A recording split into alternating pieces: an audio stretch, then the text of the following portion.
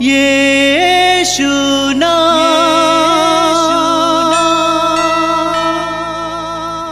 यीशु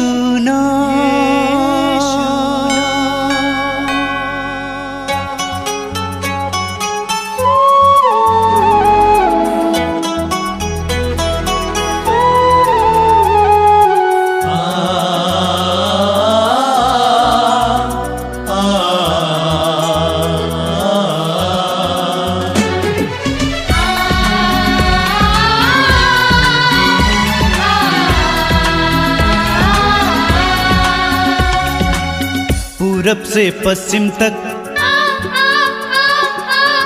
उत्तर से दक्षिण तक,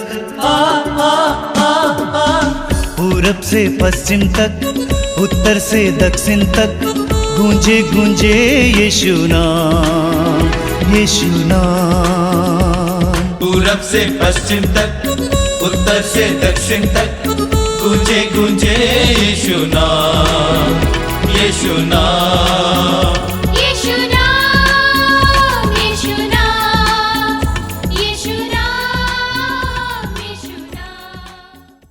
मेरे प्रिय भाइयों और बहनों, मैं आप सभी का इस मातृधाम सत्संग में स्वागत करता हूं और मेरा पूर्ण भरोसा है कि ये सत्संग आपके लिए कृपा का माध्यम है, आपके परिवार के लिए कृपा का माध्यम है। मैं आपको बधाई देना चाहता हूं कि आप नियमित रूप से सत्संग में भाग ले रहे हैं। अपने विश्वास और भरोसे को बनाए रखिए। आपने देखा होगा कि हर रविवार को ये सत्संग हम स्तुति के साथ करते हैं, क्योंकि स्तुति में बल है, शक्ति है। जैसा कि नहम्याह के ग्रंथ के अध्याय 8 वाक्य 10 में हम पढ़ते हैं कि प्रभु के आनंद में हमारा बल है। हम जितना प्रभु में आनंदित होंगे उतना हम शैतान पर हावी होंगे, उतना हम बुराई पर हावी होंगे, उतना हम हमारे क्लेशों और संकटों पर हावी होंगे। आपसे अनुरोध करूंगा कि आप स्तुति को अपने जीवन का हिस्सा बनाएं। हर बात के लिए प्रभु को धन्यवाद देना सीखें, जैसा कि संत पौलुस कहते हैं। जीवन में कैसी भी परिस्थिति क्यों ना हो, उन सारी परिस्थितियों के लिए प्रभु को धन्यवाद देना सीखिए। जब हम एक एक परिस्थिति के लिए प्रभु को धन्यवाद देते जाएंगे, प्रभु का आत्मा हमारे अंदर कार्य करने लगेगा। और यही कारण है कि हम स्तुति के साथ इस कार्यक्रम को शुरू करते हैं। मैं जानता हूं कि स्तुति के द्वारा आपकी आत्माएं जागेंगी, आपके मन जागेगा और आपके हृदय में भी उत्साह आ जाएगा। हमारे भाई बहन के साथ इस समय दिल खोलकर, मुंह खोलकर हम गीत गाएंगे। गीत और स्तुति के साथ हम प्रभु की आराधना में लग जाएंगे। झूम झूम कराओ, नाचो गाओ, तालियां बजाओ, आनंद मनाओ। झूम झूम कराओ, नाचो गाओ, तालियां बजाओ, आनंद मनाओ। झूम झूम कराओ, नाचो और गाओ, तालियां बजाओ, आनंद मनाओ। झूम झूम कराओ, नाचो गाओ, तालियां बजाओ, आनंद मनाओ। यीशु के नाम में आओ तुम, ताल से तालियां बजाओ तुम। यीशु के नाम में आओ तुम, ताल से तालियां बजाओ तुम। यीशु के नाम में आओ तुम, ताल से तालियां बजाओ तुम। गाइए। यीशु के नाम से आओ तुम, ताल से तालियां बजाओ तुम। झूम झूम कराओ तुम, नाचो और गाओ तुम। झूम झूम कराओ तुम, नाचो और गाओ तुम। झूम झूम कराओ तुम, नाचो और गाओ तुम। झूम झूम कराओ तुम, नाचो और गाओ तुम। प्रभु में आनंद मनाओ, राजाओं का राजा, प्रभुओं का प्रभु, वो है यीशु मसीह। हालेलुया, हालेलुया, हालेलुया, हालेलुया। हालेलुया, हालेलुया, हालेलुया, हालेलुया। हालेलुया, हालेलुया, हालेलुया, हालेलुया। हालेलुया, हालेलुया,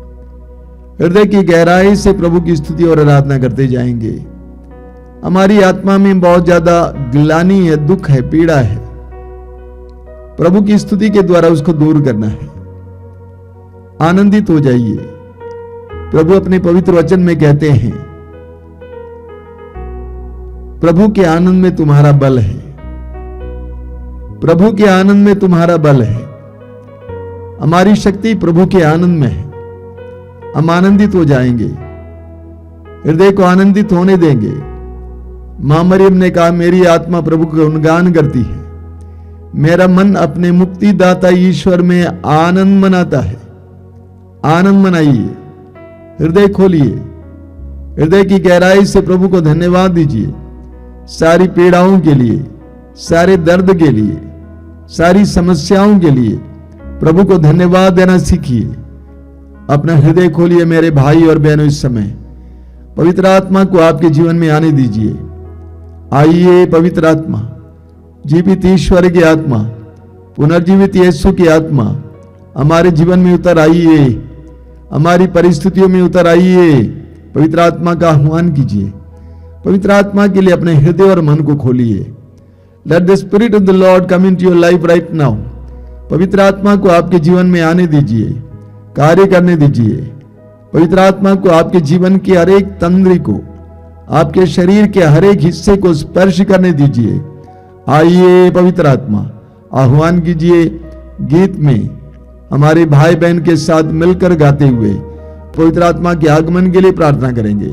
प्रार्थना में लीन हो जाइए। आइए पवित्र आत्मा, आइए पवित्र आत्मा। हे पवित्र आत्मा आओ, आओ। हे पवित्र आत्मा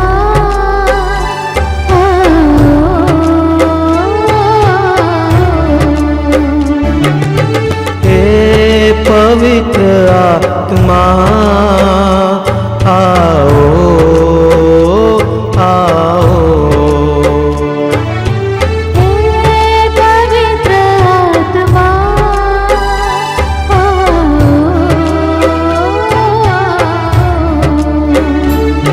हमारी आत्मा में बस जाओ, आओ। हमारी आत्मा में बस जाओ, हमारी आत्मा में बस जाओ, आओ। हमारी आत्मा में बस जाओ, हे पवित्र आत्मा आओ, आओ। हे पवित्र आत्मा आओ, आओ। आओ तुम शान से स्वर्ग के समान से, आओ तुम शान से स्वर्ग के समान से, आओ तुम शान से स्वर्ग के समान से, आओ तुम शान से स्वर्ग के समान से।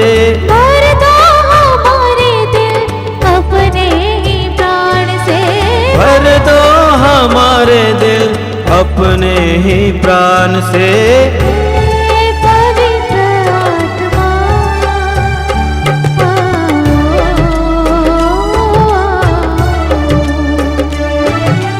हे पवित्र आत्मा आओ,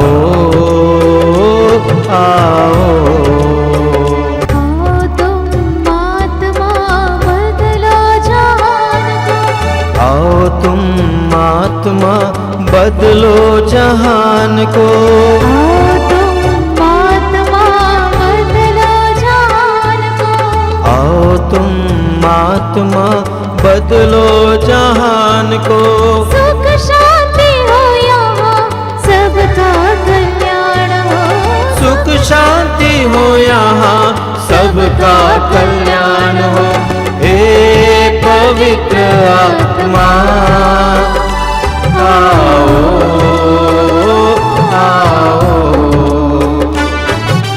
हे पवित्र आत्मा आओ आओ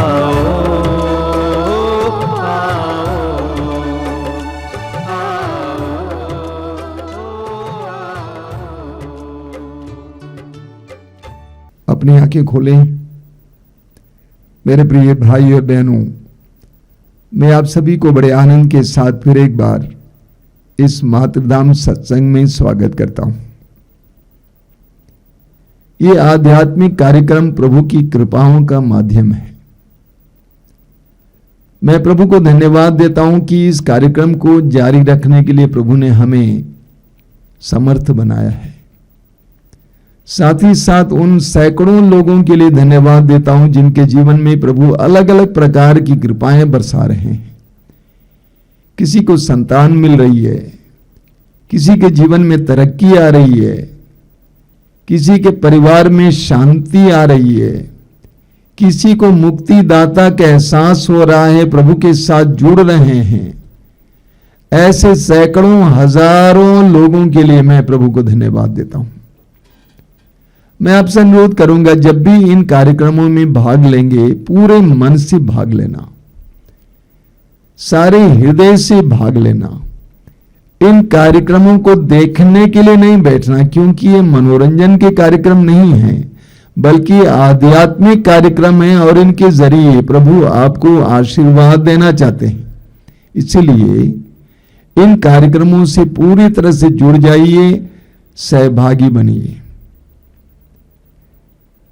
मेरे प्रिय भाई और बहनों, आज मैं कुछ व्यवहारिक बातों पर चर्चा करना चाहता हूं, जो हमारे जीवन से जुड़ी हुई बातें हैं। मैं कुछ उदाहरण आपके सामने रखूंगा। मैं एक बहन या बेटी को जानता हूं जिसके बड़े बड़े बच्चे हैं, पति प्रोफेशनल हैं। वो बेटी बराबर आश्रम आया करती है, अन्य आश्रमों में भी जाया करती है। मुझे किसी ने कहा कि उसका पति ये शिकायत कर रहा था कि मेरी पत्नी मेरे बच्चों और मेरा ख्याल नहीं करती है, वो प्रार्थना में इधर उधर जाती रहती है। 1-2 सप्ताह पहले एक बेटी यहां पर आई थी, उसके छोटे छोटे बच्चे हैं। उसने कहा 2-3 रोज मैं यहां पर ठहर कर प्रार्थना करना चाहती हूं। मैंने कहा ठीक है, लेकिन वो पूरे 1 सप्ताह तक यहां पर प्रार्थना में थी। उसके बाद घर गई, वापस 1-2 रोज के बाद अपने पति के साथ आई। उसने कहा घर पे मैं बीमार रहती हूं, मुझे यहां पर कुछ दिन और रहने दीजिए। मैंने कहा गलत है, ये गलत है। आप अपने छोटे छोटे बच्चों को छोड़कर आश्रम में प्रार्थना में रहेंगे, ये कैसा अध्यात्म है। मैं एक बात स्पष्ट करना चाहता हूं इस प्रवचन के द्वारा। विवाहित भाई बहनों का अध्यात्म और संन्यास्त या पूर्ण सेवकाई कार्य करने वालों के अध्यात्म में फर्क है, अंतर है। सुसमाचार हम सबको बराबर मिला है, चाहे हम विवाहित हों अविवाहित हों, संन्यास्त हों, सेवकाई कर रहे हों, हम सबके लिए सुसमाचार एक है, संदेश एक है, लेकिन जीने की शैली में फर्क है। एक विवाहित व्यक्ति के जीवन की शैली में अविवाहित व्यक्ति के जीवन की शैली में फर्क है और इस फर्क को समझना जरूरी है। कई बहनें और भाई इस फर्क को समझते नहीं हैं, इसीलिए मैंने सोचा इस बात को मैं आपके सामने रखूं। कुरिन्थियों के पहले पत्र के अध्याय 7 उसके वाक्य 32 और 33 में पढ़ते हैं। पौलुस कहते हैं, जो अविवाहित हैं वह प्रभु की बातों की चिंता करता है। जो अविवाहित है वो प्रभु की बातों की चिंता करता है, वो प्रभु को प्रसन्न करना चाहता है। जो विवाहित है वह दुनिया की बातों की चिंता करता है, वो अपनी पत्नी को प्रसन्न करना चाहता है। जो अविवाहित है, संन्यास्त जीवन जी रहे हैं, पुरोहित हैं, धर्म बहन हैं, पूर्ण सेवकाई में लगे हुए हैं, वे ईश्वर को प्रसन्न करने का प्रयास करते रहते हैं। लेकिन जो विवाहित है वो अपने पति को प्रसन्न करने, अपनी पत्नी को प्रसन्न करने, अपने बच्चों को प्रसन्न करने, क्या मतलब है प्रसन्न करने का? उनकी सेवा करने के लिए बुलाए गए हैं। एक विवाहित व्यक्ति के लिए अपना परिवार ही बलि वेदी है। इस सत्य को जानना जरूरी है। एक विवाहित व्यक्ति के लिए अपना परिवार ही बलि वेदी है। इससे पहले इस सत्य को जानना जरूरी है कि विवाह एक संस्कार है। हम कैथोलिक कलीसिया में विवाह को एक संस्कार मानते हैं। जैसे बपतिस्मा संस्कार है, पाप स्वीकार संस्कार है, परम प्रसाद संस्कार है, उसी तरह विवाह भी एक संस्कार है, यानी कृपा प्राप्त करने का माध्यम है। पति पत्नी, मां बाप, बच्चों के रिश्ते को सही बनाए रखते हुए उस पारिवारिक जीवन के द्वारा हम कृपा प्राप्त कर सकते हैं। हमारे लिए विवाह माया नहीं है, हमारे लिए विवाह एक संस्कार है। कई लोगों के मन में यह बात आई है कि विवाह एक माया है, किसी तरह से उससे भागना है। बिल्कुल नहीं, वह आपकी बलिवेदी है। आपका घर, आपका परिवार आपकी बलिवेदी है। आपको पारिवारिक जिम्मेदारियों को निभाते हुए प्रार्थना करने की आवश्यकता है। पारिवारिक जिम्मेदारियों को निभाते हुए, एक पत्नी की जिम्मेदारी, पति की जिम्मेदारी, बाप की जिम्मेदारी, मां की जिम्मेदारी निभाते हुए आपको प्रार्थना करने की आवश्यकता है। उसको छोड़कर नहीं आ सकते। प्रभु ने हमें परिस्थितियों से भागने को नहीं सिखाया है। मैं एक बहन को जानता हूं, एक बेटी को जानता हूं जो कई वर्षों से प्रभु की भक्त है। कई साल पहले जब वो करीब हो सकता है कि 30-32 साल की थी, मेरे पास आई और उसने कहा कि प्रभु मुझसे कहते हैं कि मैं अपने पति के साथ शारीरिक संबंध ना रखूं। ये प्रभु का आदेश है। मैंने कहा, आप विवाहित हैं, आपके शरीर पर आपके पति को अधिकार है, उसकी भी आवश्यकताएं होती हैं। उसको समझाने का प्रयास किया लेकिन वो समझी नहीं। मैंने पति को भी बुलवाया, दोनों को बैठाकर समझाने का प्रयास किया। पति ने कहा कि अगर ये चाहती है तो रहने दीजिए सही, यानी हम दोनों के बीच में शारीरिक संबंध नहीं होगा। पति मुश्किल से 35 साल का था और पत्नी 32 साल की। सोचिए, संत पौलुस स्पष्ट शब्दों में हमें समझाते हैं। कोरिन्थियों के पहले पत्र के अध्याय 7 उसके वाक्य 3 से 5 तक, वहां पे पौलुस कहते हैं, पति अपनी पत्नी के प्रति अपने कर्तव्य का पालन करें और स्त्री अपने पति के प्रति। पति अपनी पत्नी के प्रति अपने कर्तव्य का पालन करें और स्त्री अपने पति के प्रति। पत्नी का अपने शरीर पर अधिकार नहीं, वह पति का है, और उसी प्रकार पति का भी अपने शरीर पर अधिकार नहीं, वो पत्नी का है। आप लोग एक दूसरे को उस अधिकार से वंचित नहीं करें, और यदि ऐसा करें तो दोनों की सहमति से कुछ समय के लिए, जिससे प्रार्थना का अवकाश मिले और इसके बाद पहले जैसे रहें। संत पौलुस विवाहित नहीं थे, लेकिन पवित्र आत्मा से प्रेरित होकर स्पष्ट शब्दों में हमें समझाते हैं। पति पत्नी का शारीरिक रिश्ता कोई पाप नहीं है, पवित्रता में बाधा नहीं है। पति का किसी अन्य नारी के साथ रिश्ता करना वो पाप है, पत्नी का किसी अन्य पुरुष के साथ पाप का जुड़ना ये पाप है। पति पत्नी का शारीरिक रिश्ता पाप नहीं है। नतीजा क्या हुआ? वो पति भी विश्वासी था, उसने विश्वास त्याग दिया, और उस नारी के बच्चे भी विश्वास त्याग दिए। आज मात्र वो नारी रह गई है विश्वासी के रूप में। यानी वो नारी अपने विश्वास और प्रार्थना में अपने परिवार को साथ ले नहीं चली।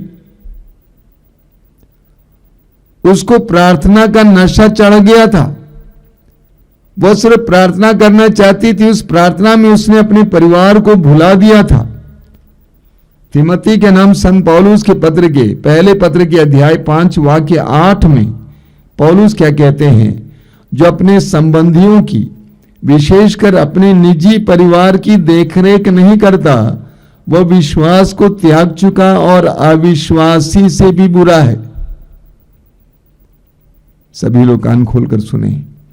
जो अपने संबंधियों की, विशेषकर अपने निजी परिवार की देखरेख नहीं करता, वह विश्वास को त्याग चुका और अविश्वासी से भी बुरा है। पारिवारिक होते हुए अपने परिवार की जिम्मेदारियों को जो नहीं निभाता है, उसको छोड़ देता है, चाहे प्रार्थना के लिए हो या किसी भी कार्य के लिए, वह अविश्वासी के बराबर है। संत पौलुस कहते हैं एक विश्वासी परिवार में परिवार के हर सदस्य को अपनी जिम्मेदारियों को निभाते हुए प्रभु के साथ गहरे रिश्ते में होना चाहिए। हमारा काम और प्रार्थना एक साथ चलना चाहिए। क्यों नहीं चल सकता है? मैं इस बात को समझ नहीं पाता हूं। प्रभु यीशु पेशे से बढ़ई थे। उन्होंने सुसमाचार की सेवा का कार्य 30 साल की उम्र में शुरू किए, यानी करीब करीब 15 साल तक वो बढ़ई का काम करते थे। बढ़ई का काम करते समय भी उनका पिता से रिश्ता टूटा नहीं। इस सत्य को जानना जरूरी है। उनका पिता से रिश्ता टूटा नहीं। कोलोसियों के पत्र के अध्याय 3 देखिए कितना सुंदर वचन है। कोलोसियों के पत्र के अध्याय 3 उसके वाक्य 23 में संत पौलुस क्या कहते हैं? आप लोग जो भी काम करें मन लगाकर करें, मानो मनुष्यों के लिए नहीं बल्कि प्रभु के लिए काम कर रहे हैं।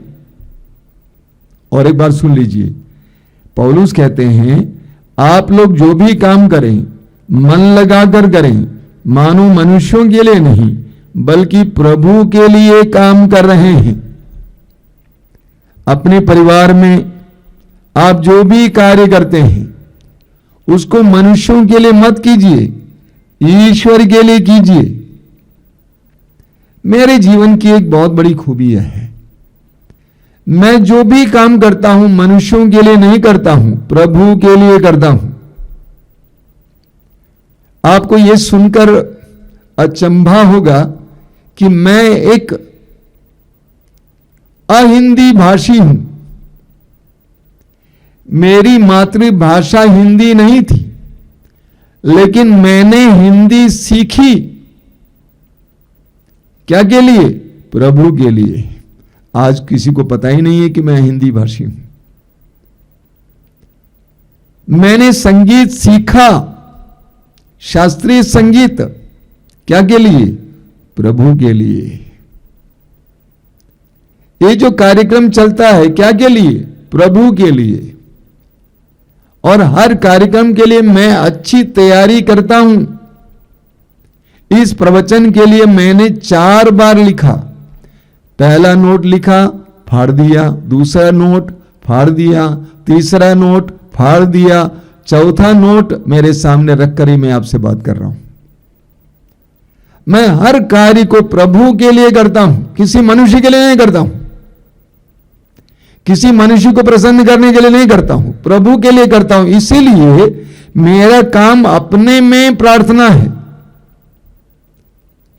कोलोसियों का पत्र अध्याय 3 वाक्य 17 में संत पौलुस कहते हैं, कोलोसी अध्याय 3 वाक्य 17, आप जो भी कहें या करें वह सब प्रभु ईसा के नाम पर किया करें।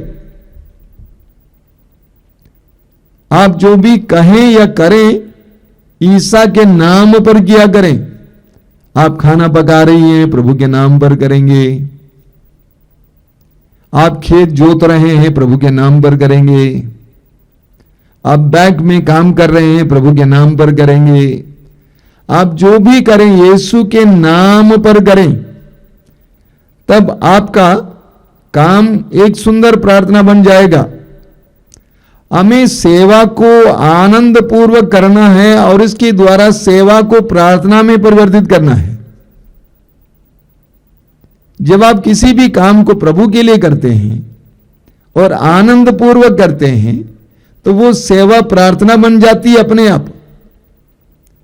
मैं एक डॉक्टर को जानता हूं, वो एमएस थी, वो गुजर गई एक दुर्घटना में। इतने आनंद पूर्वक ऑपरेशन के लिए ऑपरेशन थिएटर जाती थी, एवरीथिंग विद जॉय, आनंद पूर्वक अपनी कम्युनिटी में रहती थी, सिस्टर थी, बड़े आनंद के साथ हर कार्य करती थी। उनके चेहरे पे वो आनंद दिखाई देता था, बहुत ही आकर्षक थी। हर कार्य को आनंद के साथ करें। कई लोग भुनभुनाते हुए करते हैं, कुड़कुड़ाते हुए करते हैं। हर कार्य को आनंद के साथ करें, इस प्रकार उसको प्रार्थना में परिवर्तित करें। क्या पारिवारिक जीवन जी रहे हैं? सब कुछ में और सर्वत्र प्रभु की उपस्थिति पाइए। सर्वत्र, केवल आश्रम में प्रभु की उपस्थिति नहीं है। हां, आश्रम में खास उपस्थिति है, क्योंकि यहां पर बहुत प्रार्थनाएं चलती रहती हैं। चर्च में, गिरजाघर में है, क्योंकि वहां पर सामुदायिक प्रार्थना होती है, मिसा बलिदान होता है। लेकिन आप जहां कहीं भी हैं, जो कुछ करते हैं, जहां कहीं भी हैं, जो भी कार्य करते हैं, सर्वत्र ईश्वर का सानिध्य महसूस करने की कोशिश कीजिए। कुछ साल पहले कलकत्ता से एक बहन आई थी, 2-3 और बहनों के साथ, करीब 50 साल की थी। उस समय YouTube में हमारा कार्यक्रम नहीं चलता था, लेकिन YouTube में मेरे कुछ प्रवचन पड़े हुए थे जो टीवी में दिया करता था। उस समय करीब 20-25 हजार सब्सक्राइबर्स थे। कलकत्ता से वो बहन यहां पे आई, वो पहली बार मुझसे मिल रही थी और उन्होंने मुझसे कहा कि आप मेरे किचन फ्रेंड हैं। मैंने कहा क्या मतलब इसका, किचन फ्रेंड? हां, जब मैं सब्जी काटती हूं, किचन में काम करती हूं, तो आपका प्रवचन लगा देती हूं, आपका प्रवचन लगाती हूं, प्रवचन सुनते हुए मैं सब्जी काटती हूं, हर कार्य करती हूं। एक विवाहित व्यक्ति के लिए ये आवश्यक है कि आप जो काम करते हैं, जहां रहते हैं, वहां पर प्रभु की उपस्थिति का एहसास करें। इसका मतलब यह नहीं है कि आप प्रार्थना के लिए समय ना निकालें, वो भी चाहिए। इसका मतलब यह नहीं है कि आप प्रार्थना के लिए समय ना निकालें, बिल्कुल नहीं। प्रार्थना के लिए समय निकालना भी जरूरी है, बार बार मैं आपसे बोला करता हूं। लेकिन अपने पारिवारिक जिम्मेदारियां निभाते हुए, पारिवारिक जिम्मेदारियों को छोड़कर नहीं। आप बच्चों की देखभाल नहीं करेंगे। मैं अभी याद करता हूं, एक बहन इस आश्रम में कई वर्षों से आ रही है। रोज सुबह मिस्सा बलिदान के लिए आया करती थी, 6:30 बजे पहुंच जाती थी। करीब 3-4 किलोमीटर पैदल चल के आती थी। अब उस बहन के कई बच्चे थे और छोटे छोटे बच्चे 2-3 साल के थे। वो बहन यहां पे मिस्सा में आती थी, उसके बाद यहां टहलती थी, घूमती थी, लोगों से मिलती थी, बात करती थी। मैं उसको डांटा करता था। मैंने पूछा कि आपके छोटे छोटे नन्हे नन्हे बच्चे, उनको मां की आवश्यकता नहीं है? वो कहती थी कि मैं बहुओं के हाथ में छोड़ दी हूं। इतना ही नहीं, तीर्थ यात्रा में इधर जाना उधर जाना, बच्चे घर पे। आज वो बहन बीमार पड़ी है। इतना ही नहीं, उसकी सारी बहुओं ने उसको तिरस्कार किया है। ये कैसा अध्यात्म है? नन्हे बच्चों को मां के प्यार की आवश्यकता है। चलो तुम पूजा में आए, बहुत अच्छी बात है, प्रभु की कृपा आपके परिवार को मिलेगी, लेकिन तुरंत घर पे वापस आना चाहिए। उन बच्चों को आपके प्यार की आवश्यकता है। अगर उन बच्चों को तिरस्कार करते हुए आप प्रार्थना में बैठेंगे, वो कैसी प्रार्थना है? कैसे आपकी प्रार्थना प्रभु स्वीकार कर सकते हैं? मैं एक बेटी को जानता हूं जो पति से अलग हो गई, अपने दोनों बच्चों के साथ मैके रह रही थी। अब दोनों बेटे बड़े हो गए हैं, कॉलेज में पढ़ रहे हैं। अब अचानक पवित्र आत्मा की प्रेरणा उसको मिली कि तुमको अपने पति के घर जाना है। कई वर्षों के बाद वो अपने पति के घर जाती है। पति उसको स्वीकार करने को तैयार नहीं था, लेकिन समाज के दबाव में आकर उसको एक छोटा सा कमरा दे देता है। अब वो अकेले वहां रहती है। बेटे दोनों उसके मैके में पढ़ रहे हैं। वो बहन वहां पर रहकर प्रार्थना कर रही है। मैंने उससे कहा, आपको अपने पति को जीतना है। जब वो मैके रहती थी, वहां पे प्रार्थना सभा चलाती थी और दर्जनों दर्जनों लोग वहां पे प्रार्थना में आते थे, लेकिन अभी वो अकेले रहती है। कुछ दिन पहले आई थी। मैंने उससे कहा, आपको वहां रहकर प्रार्थना करनी है और आपको अपने पति को जीतने की आवश्यकता है। उसको इस बात का एहसास कराना है कि मैं आपकी पत्नी हूं, अभी भी पत्नी हूं। तो पारिवारिक जीवन जीते हुए हमें परिवार की जिम्मेदारियों को निभाते हुए प्रार्थना करने की जरूरत है। इस बात का ख्याल कीजिए कि पारिवारिक प्रार्थना को बनाए रखें। परिवार को एक साथ बैठाना प्रार्थना में, ये आपकी जिम्मेदारी है। मत्ती अध्याय 18 वाक्य 20 में प्रभु कहते हैं, जहां 2 या 3 मेरे नाम पर इकट्ठे होते हैं, उनके बीच में मैं उपस्थित रहता हूं। जो परिवार एक साथ प्रभु के सामने बैठता है, उस परिवार में प्रभु की उपस्थिति है। अगर ऐसा नहीं होता है तो वहां पर शैतान की उपस्थिति है। अगर आप प्रार्थना में रुचि रखने वाले हैं, तो आपकी ये जिम्मेदारी है कि संपूर्ण परिवार को प्रार्थना में एक साथ बैठाएं। इसके साथ साथ साल में कुछ समय निकालिए, आश्रम आइए या किसी साधना में कहीं भी भाग लीजिए, प्रार्थना में कुछ समय बिताइए, ताकि आप भी भर जाएं। जब तक आप प्रभु की कृपा से नहीं भरेंगे, जब तक आप प्रभु के प्रेम से नहीं भरेंगे, तब तक आप दूसरों को, बच्चों को, पति को, पत्नी को प्रेम नहीं दे पाएंगे। तो इसीलिए साल में या 5-6 महीनों में कुछ समय निकालना अनिवार्य है कि आप प्रार्थना में बिताएं, साधना में बिताएं। मातृधाम आश्रम में अलग अलग साधनाएं भी चलती हैं, अन्य जगह पे भी साधनाएं चलती हैं। जहां साधना हो वहां जाएं, वचन सुने, प्रार्थना में कुछ समय बिताएं, ये भी जरूरी है, लेकिन पारिवारिक जिम्मेदारियों को छोड़कर नहीं। जिम्मेदारियों को अलग अलग लोगों के कंधे पर रखकर इसके लिए आइए, कृपा भरिए, वापस जाइए। जो आपके पास नहीं है वो आप दूसरों को दे नहीं सकते हैं। ये बात मैं सिर्फ पारिवारिक लोगों से नहीं कहता हूं, पुरोहितों, धर्म बहनों, सेवकाई कार्य करने वालों को भी बोलता हूं। आपको अपने लिए समय निकालने की जरूरत है। जब मैं गिरा नहीं था, उससे पहले हर साल मैं अपने लिए कम से कम 1 महीना निकालता था। जनवरी महीना मेरे लिए था। ठंडी थी, उत्तर भारत में रहना मुश्किल होता था। ऐसे इलाकों में जाता था जहां पर ज्यादा ठंड नहीं हुआ करती थी, और वहां पर करीब 1 महीना अपने लिए, प्रार्थना के लिए, मनन चिंतन करने के लिए, अपने जीवन को देखने के लिए, आश्रम के लिए प्रार्थना करने के लिए, लिखने के लिए, पढ़ने के लिए निकालता था। ये अति आवश्यक है। पारिवारिक जिम्मेदारियों को निभाते हुए हमें समय निकालना है साधना के लिए, प्रार्थना के लिए। एक बेटी है जो प्रोफेशनल काम करती है, लेकिन हर साल कम से कम 1 सप्ताह के लिए आश्रम आती हैं और वो पूरी तरह से प्रार्थना में लीन रहती है। फिर वापस जाती है, ऊर्जा प्राप्त करने के बाद फिर वापस जाती है। इस बात को याद करने की आवश्यकता है। हम पढ़ते हैं लूकास के सुसमाचार के अध्याय 9 में कि प्रभु यीशु अपने शिष्यों के साथ पहाड़ पर प्रार्थना करने के लिए गए थे। वहां पे शिष्यों ने प्रभु की महिमा को देखा। शिष्यों ने देखा कि प्रभु के साथ मूसा और एलिया बात कर रहे हैं। पेतरुस ने प्रभु से कहा कि प्रभु यहां रहना कितना अच्छा है, हम इसी पहाड़ पर 3 तंबू बनाएंगे, एक आपके लिए, एक मूसा के लिए और एक एलिया के लिए, लेकिन हम लोग यहीं रहना चाहते हैं। लेकिन प्रभु अपने शिष्यों को पहाड़ से नीचे उतारते हैं।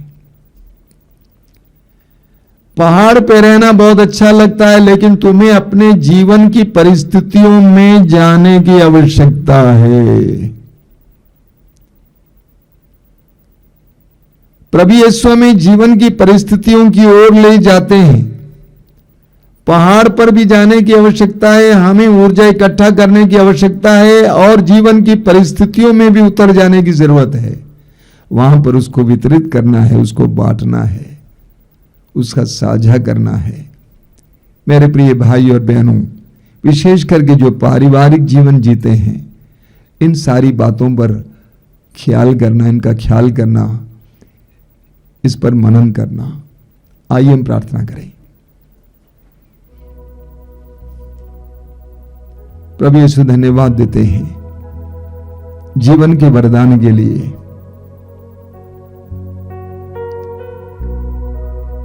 वचन में लिखा हुआ है, उत्पत्ति ग्रंथ अध्याय 1 में, ईश्वर ने आदम और हेवा को आशीर्वाद दिया और कहा कि फूलो फलो, समस्त पृथ्वी को अपने अधिकार में कर लो। उस पहले दंपति को आशीर्वाद दिया फूलने फलने के लिए। प्रभु यीशु, तूने कहा जिसे ईश्वर ने जोड़ा है उसे मनुष्य अलग ना करे। हर परिवार ईश्वर का जोड़ा हुआ है, हर परिवार ईश्वर का जोड़ा हुआ है। ईश्वर को हर परिवार में स्थान होना चाहिए। अपने परिवार में तुझे स्थान देते हुए प्रतिदिन की जिम्मेदारियां ईमानदारी के साथ निभाते हुए एक अच्छा पारिवारिक जीवन जीने के लिए मेरे भाई बहनों को कृपा देना यीशु। और एक दंपति को सिखाना, दाम्पत्य जीवन में अध्यात्म का पालन कैसे किया जाता है। दाम्पत्य जीवन में, पारिवारिक जीवन में रिश्ता ही अपने में बहुत बड़ा अध्यात्म है। एक दूसरे के प्रति रिश्ता, प्रेम, एक दूसरे के प्रति सेवा मनोभाव, ये अपने में अध्यात्म है, प्रार्थना है। ये समझने के लिए मेरे भाई बहनों को कृपा देना। धन्यवाद यीशु, धन्यवाद। आराधना आराधना आराधना आराधना आराधना आराधना आराधना आराधना आराधना आराधना आराधना आराधना आराधना आराधना आराधना आराधना। परम पिता परमोपकारी उन्नत नाम की आराधना। परम पिता परमोपकारी उन्नत नाम की आराधना। परम पिता परमोपकारी उन्नत नाम की आराधना। परम पिता परमोपकारी उन्नत नाम की आराधना। आराधना आराधना आराधना आराधना गई आराधना आराधना आराधना आराधना आराधना आराधना आराधना आराधना। भूमि आकाश बनाने वाले देवादिदेव की आराधना। भूमि आकाश बनाने वाले देवादिदेव की आराधना। भूमि आकाश बनाने वाले देवादिदेव की आराधना। भूमि आकाश बनाने वाले देवादिदेव की आराधना।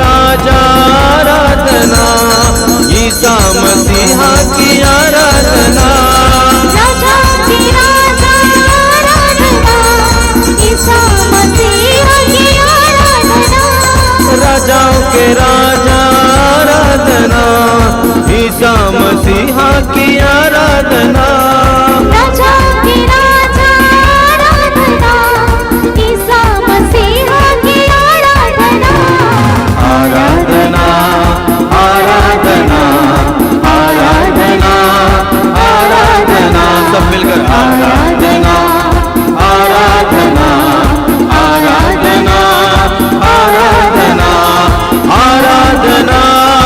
आराधना आराधना आराधना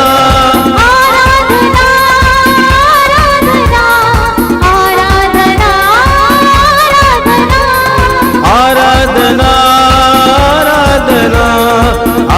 आराधना आराधना आराधना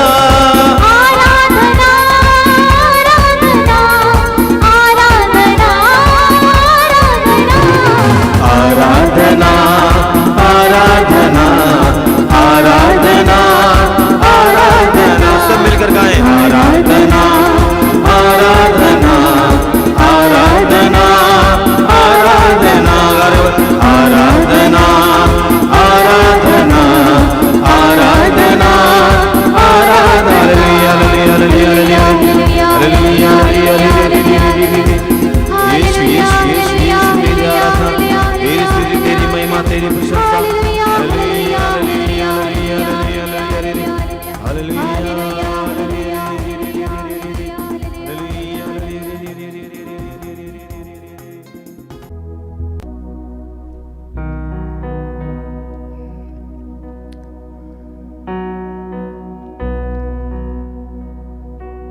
पवित्र वेदी पर विराजमान प्रभु की हम आराधना करें। हमारे हृदयों में निवास करने वाले उस महान जीवित प्रभु की हम आराधना करें। हमारे बीच में निवास करने वाले प्रभु की हम आराधना करें। मैं आप सभी से अनुरोध करूंगा कि इस समय अपनी आंखें बंद रखकर पूरी तरह से प्रभु में लीन हो जाएं। प्रभु अपने पवित्र वचन में हमें याद दिलाते हैं, तुम मुझ में रहो और मैं तुम में रहूंगा। तुम मुझ में रहो और मैं तुम में रहूंगा। बाइबल में जिस ईश्वर के बारे में हम पढ़ते हैं वो ईश्वर हमारे साथ एक विधान बनाना चाहता है, हमारे साथ एक गहरा और अटूट रिश्ता बनाना चाहता है। हम लोग अक्सर उस प्रभु के पास जाते हैं कुछ मदद मांगने के लिए, लेकिन प्रभु कहते हैं कि मेरे साथ जुड़े रहो, मेरे साथ जीवन जियो और मैं तेरा साथ दूंगा। आंखें बंद कीजिए और इस समय प्रभु के साथ जुड़ जाइए। अक्सर हम प्रभु को हमारी आवश्यकताओं में हमारी मदद करने वाला सहायक समझते हैं। वो तो हमारे जीवन का केंद्र बनना चाहता है। उसको अपने जीवन का मालिक बनाइए, अपने जीवन का प्रभु बनाइए और देखिए आपके जीवन में क्या होता है। इस आराधना के समय पूरी तरह से प्रभु में लीन हो जाइए। अपने मन और हृदय को इस समय एकाग्र कीजिए। प्रभु यीशु धन्यवाद देता हूं इस पवित्र समय के लिए, धन्यवाद देता हूं तेरी आशीषों के लिए, तेरे एक एक वरदान के लिए धन्यवाद देता हूं। मैं धन्यवाद देता हूं इन पलों के लिए, आशीष के पलों के लिए, उन सारे भाई बहनों के लिए जो इस समय इसके साथ हमारे साथ जुड़े हुए हैं। धन्यवाद देता हूं उनके जीवन के लिए। मैं विश्वास करता हूं यीशु इस समय तू उनके जीवन में कार्य कर रहा है, उनके हर प्रकार के बंधन को खोलने के लिए, हर तरह के दुख और पीड़ाओं से उन्हें स्वतंत्र करने के लिए तू उनके जीवन में आ रहा है। मैं विश्वास करता हूं तू उनके करीब है इस समय। मैं विश्वास करता हूं कि तू उनके दिल के धड़कन को महसूस कर रहा है। आइए मेरे भाई और बहनों, इस समय हम अपने प्रभु के सामने अपने आप को खोलें। शमूएल के ग्रंथ के अध्याय 1 में हम पढ़ते हैं, पहला शमूएल अध्याय 1। शमूएल की मां हन्ना जो बांझ थी, मंदिर में प्रभु के सामने अपने दिल को खोल रही थी। हमें भी प्रभु के सामने अपने दिल को खोलने की जरूरत है। आप क्यों अपने जीवन की चिंता करते हैं? चिंता में समय बर्बाद करते हैं, रोते रहते हैं। उसके बदले अपने जीवन को प्रभु के सामने खोलिए और प्रभु पर निर्भर रहना सीखिए। आपको रोने की आवश्यकता नहीं है, आपको चिंता करने की आवश्यकता नहीं है। आपका प्रभु आपके लिए रोएगा, आपका प्रभु आपके लिए चिंता करेगा। समर्पित हो जाइए इस समय पूरी तरह से। अपनी सारी चिंताओं को प्रभु के हाथ में समर्पित कीजिए। पूरे मन के साथ हृदय की गहराई से प्रभु की आराधना में लग जाइए। मेरे पीछे दोहराइए, हालेलुया, हालेलुया, हालेलुया, हालेलुया, हालेलुया। मैं सारे हृदय से प्रभु की स्तुति करूंगा। मैं सारे हृदय से प्रभु की स्तुति करूंगा। जब तक मैं जीवित रहूंगा, मैं प्रभु के भजन गाऊंगा। हालेलुया, मैं जीवन भर प्रभु की स्तुति करूंगा। हालेलुया, हालेलुया। हे दयालु पिता, यीशु के वरदान के लिए हम तुझे धन्यवाद देते हैं। हे प्रभु यीशु, हम तुझे धन्यवाद देते हैं इस पवित्र समय के लिए। हालेलुया, हालेलुया, हालेलुया।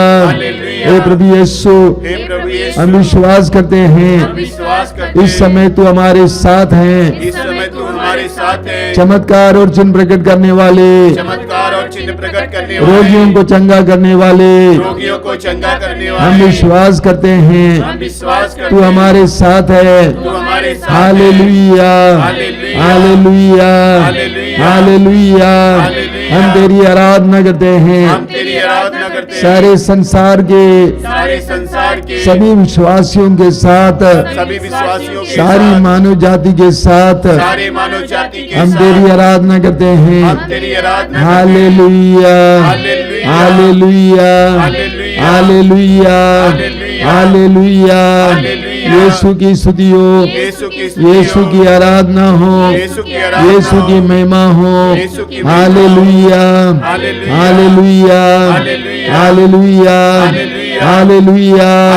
यीशु मेरा प्रभु है, यीशु मेरा प्रभु है, यीशु मेरे परिवार का प्रभु है, यीशु मेरे परिवार का प्रभु, यीशु मेरे परिवार का मालिक है। यीशु मेरे परिवार का मालिक। हालेलुया, हालेलुया, हालेलुया, हालेलुया, हालेलुया।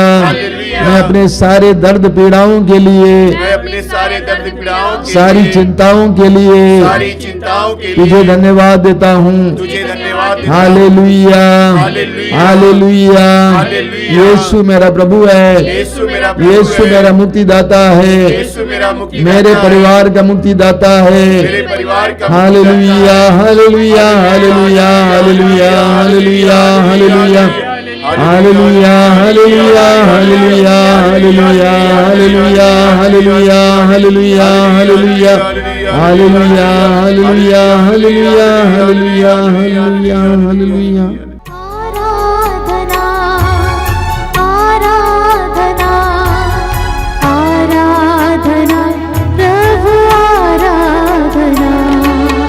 आराधना, आराधना, आराधना, प्रभु आराधना।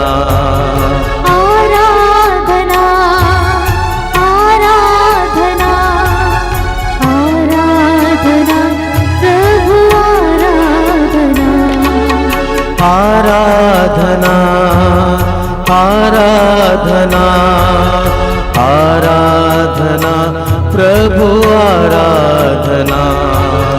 परम प्रसाद में विद्यमान यीशु, परम प्रसाद में विद्यमान यीशु, परम प्रसाद में विद्यमान प्रभु, परम प्रसाद में विद्यमान प्रभु।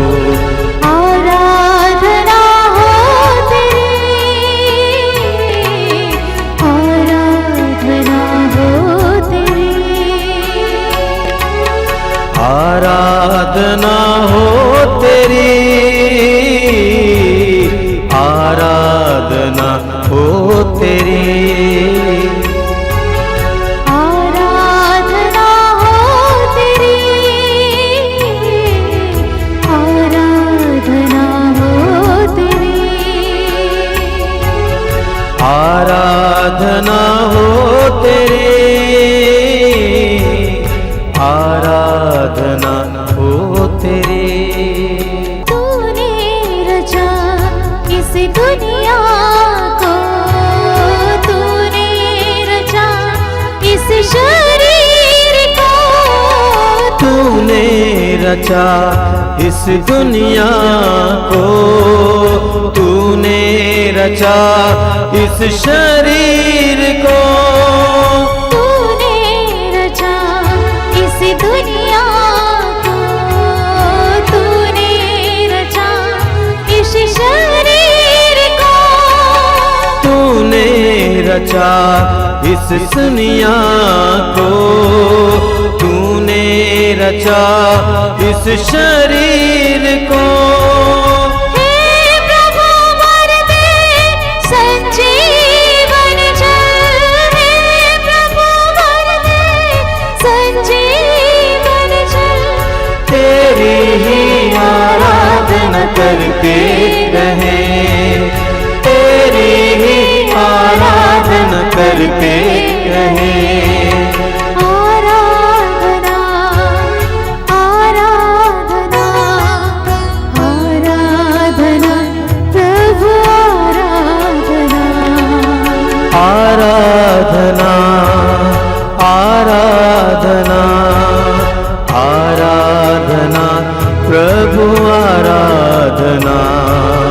आराधना, आराधना, आराधना प्रभु आराधना, आराधना, आराधना, आराधना प्रभु आराधना। परम प्रसाद में विद्यमान प्रभु, परम प्रसाद में विद्यमान प्रभु, परम प्रसाद में विद्यमान प्रभु, परम प्रसाद में विद्यमान प्रभु। आराधना हो तेरी, आराधना हो तेरी, आराधना हो तेरी, आराधना हो तेरी। अपनी आंखें खोलें। मेरे प्रिय भाई और बहनों, संसार के मुक्तिदाता ईश्वर का पुत्र यीशु इस संसार में आए तो एक परिवार में आए, किसी मठ में नहीं आए, एक परिवार में आए, मनुष्यों में मनुष्य बनकर आए। संत पौलुस कहते हैं कि वो हमारी तरह बने, पाप को छोड़ हर बात में हमारी तरह। तो यीशु एक परिवार में आए, क्योंकि यीशु चाहते थे कि मुक्ति का कार्य परिवार से शुरू करें, क्योंकि यीशु जानते थे कि परिवार की मुक्ति हो जाएगी तो मनुष्यों की मुक्ति हो जाएगी। यीशु परिवार में आए, इस सत्य को हमें स्वीकार करना है, जानना जरूरी है। यीशु किसी मठ में, किसी आश्रम में नहीं आए, बल्कि परिवार में आए, परिवार का सदस्य बनकर आए। यीशु एक बढ़ई का बेटा था। उनके पालक पिता का नाम यूसुफ, और यूसुफ नाजरत का निवासी एक बढ़ई था। और प्रभु यीशु ने अपने लड़कपन से बढ़ई का काम किया। सुसमाचार स्वयं हमें बताता है कि लोग बोलते थे कि वो एक बढ़ई है, बढ़ई का बेटा बढ़ई। मनुष्य बने, एक बढ़ई बने, काम किए, परिवार में रहते हुए यीशु की उपस्थिति उस परिवार को पवित्र करती है। यीशु की उपस्थिति ने उस परिवार को पवित्र किया, इसीलिए हम नाजरत के परिवार को पवित्र परिवार कहते हैं। हम में से हर एक का घर भी, परिवार भी एक मंदिर है। घर एक मंदिर है, परिवार एक मंदिर है। और हमारे घर और परिवार का केंद्र जब यीशु बन जाएंगे तो हमारा घर और हमारे परिवार भी मंदिर बनेगा, स्वर्ग बनेगा। हमें इसके लिए प्रयास करने की जरूरत है। कई भाई बहन जो आश्रम में आते हैं, एक एक व्यक्ति एक परिवार से आता है, तो मैं कहता हूं देखो, अगर किसी भी पानी के जहाज में या नाव में एक भी छेद होगा तो वो नाव डूब जाएगी, जहाज डूब जाएगा। समूचे परिवार को विश्वास में आना अनिवार्य है। जब समूचा परिवार विश्वास में आएगा, समूचा परिवार मिलकर प्रार्थना करेगा, वह नाव सुरक्षित रहेगी, वो जहाज सुरक्षित रहेगा। हमें अपने परिवारों को पवित्र बनाने के लिए प्रयास करने की जरूरत है, प्रार्थना करने की जरूरत है। अपने घर को ही एक मंदिर बनाने के लिए प्रयास करने की जरूरत है, प्रार्थना करने की जरूरत है।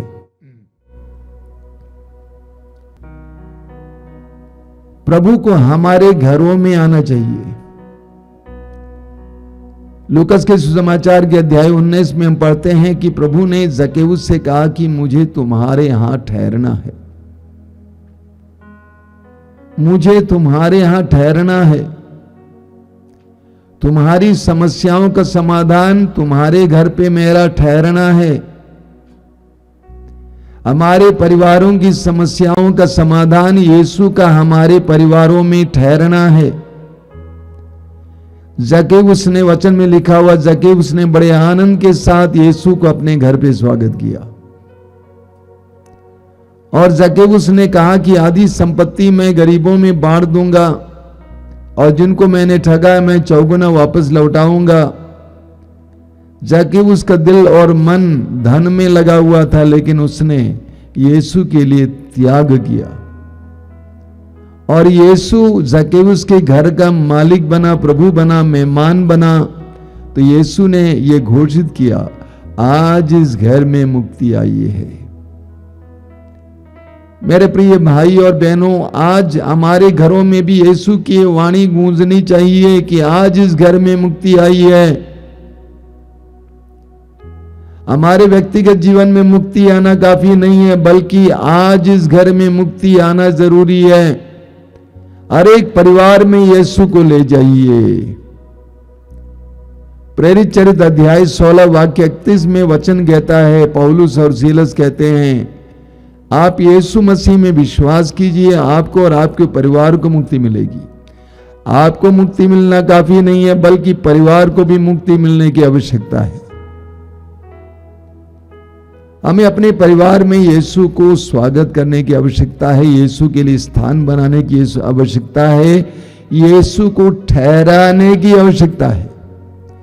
जब यीशु हमारे परिवारों में ठहरेंगे, हमारे घर परिवार मंदिर बन जाएंगे, स्वर्ग बन जाएंगे।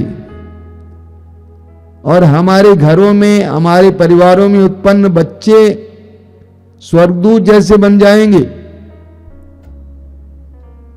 कई माता पिता बोलते हैं कि ये मेरा बेटा है, मेरी बेटी है, मेरी बच्ची है, मेरी बच्चा है, मेरा बच्चा है, ये शैतान है।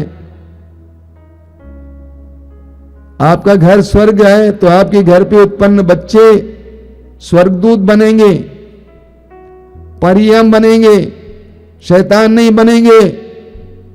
हमें अपने परिवारों को सजाने संवारने की जरूरत है। हमें अपने घरों को सजाने संवारने की जरूरत है। हमारे परिवार में प्रभु आ जाएं। प्रार्थना कीजिए बराबर, प्रभु मेरे परिवार में आइए, मेरे घर में आइए, घर के कोने कोने में आइए। कुछ घरों में जाता हूं तो डर लगता है, ऐसा लगता है जैसा कि वो भूत बंगला है, क्योंकि वहां पे प्रभु का सानिध्य नहीं है, प्रभु की उपस्थिति नहीं है। पैसा है, बहुत कुछ है, लेकिन प्रभु की उपस्थिति नहीं है। प्रभु की उपस्थिति को हमारे घरों में लाना, परिवारों में लाना हमारी आवश्यकता है। आंखें बंद कीजिए और इस समय अपने घर को याद कीजिए, परिवार को याद कीजिए। हृदय की गहराई से प्रभु को पुकारिए और प्रभु से कहिए कि यीशु मेरे घर में आइए, मेरे परिवार में आइए यीशु। इसके लिए प्रयास करना, प्रार्थना करना बराबर कि यीशु आपके घर पे और आपके परिवार में आ जाए। प्रार्थना करना, हृदय की गहराई से रो रो कर प्रार्थना करना। चंगाई से बढ़कर ये चाहिए कि मैं पैसे से बढ़कर ये चाहिए, यीशु मेरे परिवार का मालिक बने, यीशु मेरे घर का मालिक बने, मेरा मेहमान बने, मेरे घर पे ठहरे। प्रार्थना कीजिए इस समय हृदय की गहराई से, हृदय की गहराई से प्रार्थना कीजिए इस समय।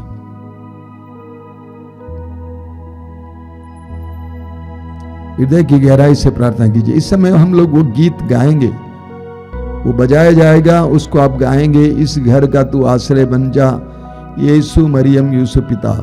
उसको 2 बार 2-3 बार हम लोग दोहराएंगे। इस गीत के साथ आप भी प्रार्थना करना आंखें बंद करके, इस घर का तू आश्रय बन जा, यीशु मरियम यूसुफ पिता। विश्वास के साथ प्रार्थना करना कि प्रभु यीशु हमारे घर के कोने कोने में अपने स्वर्गदूतों को खड़ा करें।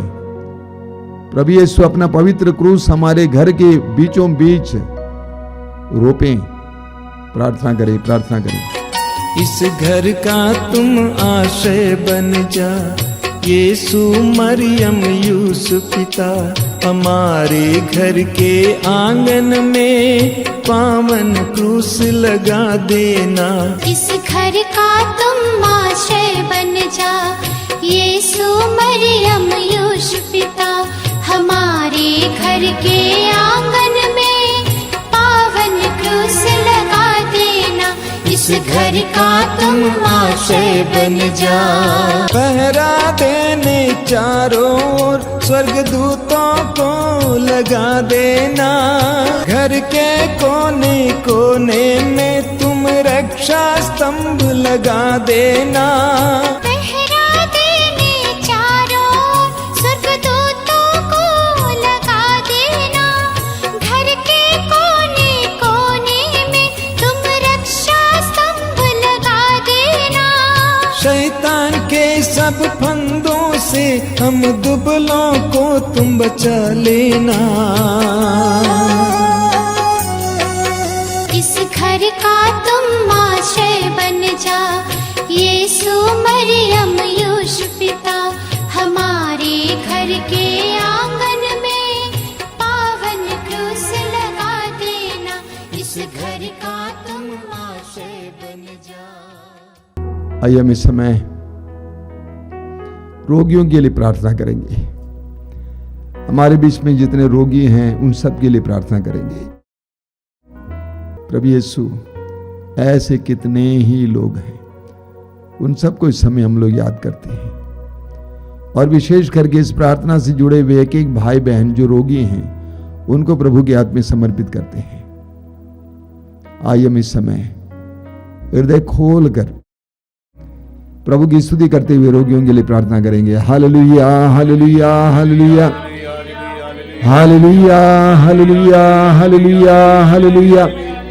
चंगाई, चंगाई, चंगाई, चंगाई, चंगाई, चंगाई, चंगाई, चंगाई, चंगाई, चंगाई, चंगाई, चंगाई, चंगाई, चंगाई। यीशु तेरे नाम पर, तेरे पवित्र नाम पर हर तरह के रोग से पुराने रोग से गंभीर रोग से चंगाई मिले, छुटकारा मिले, आजादी मिले। हालेलुया हालेलुया हालेलुया हालेलुया हालेलुया हालेलुया हालेलुया हालेलुया हालेलुया। उस भाई की तरह कई अन्य भाई बहन जिसके पैरों में चोट लगी है, उसके बाद सूजन है, मवाद गिरता है, मांस जुड़ा नहीं है, ऐसे भाई बहनों को प्रभु यीशु समय स्पर्श कर रहे हैं। प्रभु को धन्यवाद देंगे। एक बात पर विश्वास कीजिए कि आपके प्रभु करुणावान है, करुणा सागर है। आप उनकी करुणा पर भरोसा रखना और बराबर दोहराना कि प्रभु, मेरा प्रभु करुणा सागर है।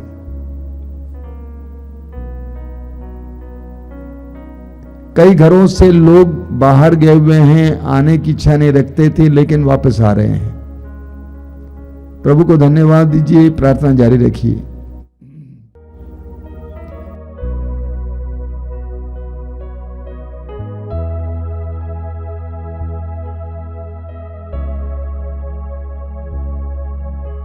बोलिए हालेलुया हालेलुया हालेलुया। हालेलुया। मैं आपको सूचनाएं देना चाहता हूं कि मातृधाम आश्रम से एक पत्रिका प्रकाशित होती है जिसका नाम है प्रभु ने कहा पत्रिका।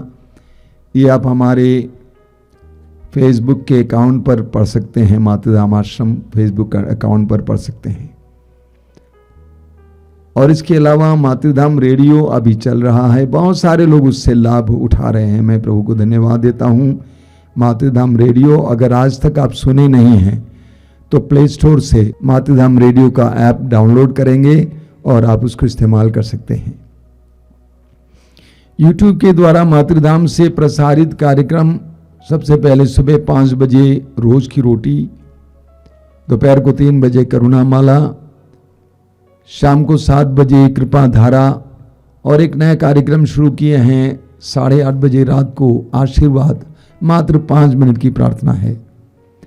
इसके अलावा प्रति मंगलवार को शाम को 5 बजे युवाओं के लिए विशेष कार्यक्रम और शुक्रवार को शाम को 6 बजे पवित्र रक्ताभिषेक प्रार्थना, रविवार को सुबह 5 बजे मिसा बलिदान और दोपहर को 12 बजे मातृधाम सत्संग। इन सारे कार्यक्रमों में भाग लीजिए और प्रभु की आशीष पाइए। आइए हम इस समय प्रभु की आशीष पाएंगे। जो लोग तेल और पानी लाए हैं अपने हाथ में उठाकर पकड़ेंगे इस समय और प्रभु से प्रार्थना करेंगे कि प्रभु इस तेल और पानी को शुद्ध और पवित्र कीजिए, इसमें पवित्र आत्मा का सामर्थ्य उंडेल दीजिए ताकि इसके द्वारा हमें चंगाई मिले, हमें बंधनों से आज़ादी मिले। प्रार्थना करें।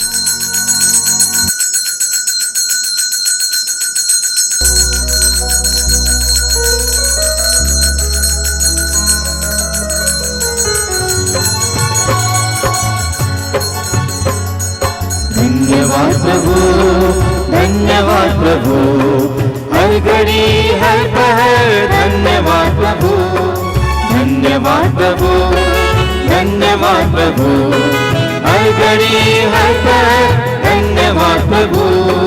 दिव्य दान जो मिला धन्यवाद प्रभु, दिव्य प्रेम जो मिला धन्यवाद प्रभु, दिव्य दान जो मिला धन्यवाद प्रभु, दिव्य प्रेम जो मिला धन्यवाद प्रभु। है भले प्रभु जीवित प्रभु, है भले प्रभु जीवित प्रभु। धन्यवाद प्रभु, धन्यवाद प्रभु, हर घड़ी हर पल धन्यवाद प्रभु, धन्यवाद प्रभु, धन्यवाद प्रभु, हर घड़ी हर पल धन्यवाद प्रभु, हर घड़ी हर पल धन्यवाद प्रभु।